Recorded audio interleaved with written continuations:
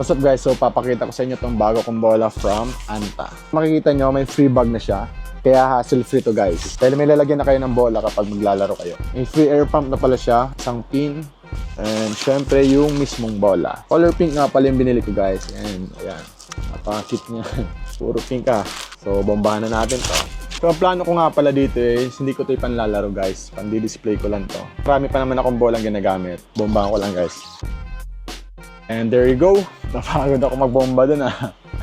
So ito yung Anta basketball, color pink yan guys, kaya tingnan nyo, napakaganda.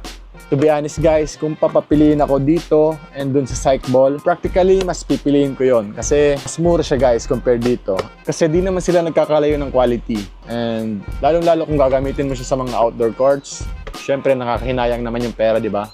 Sa design lang talaga ang pinagkaiba nila. Kaya kung ako tatanungin nyo, marirecommend ko sa inyo yung Psych Ball kasi mas affordable siya guys. Pero kung gaya sa akin na ikaw-collect ko lang naman to and gusto ko yung ganitong color, syempre itong Anta na bibilin ko. So, yun lang. Honest take ko lang dun guys. And kung trip nyo to, ilalagay ko nga pala yung link ito dyan sa baba. So, yun lang. Peace.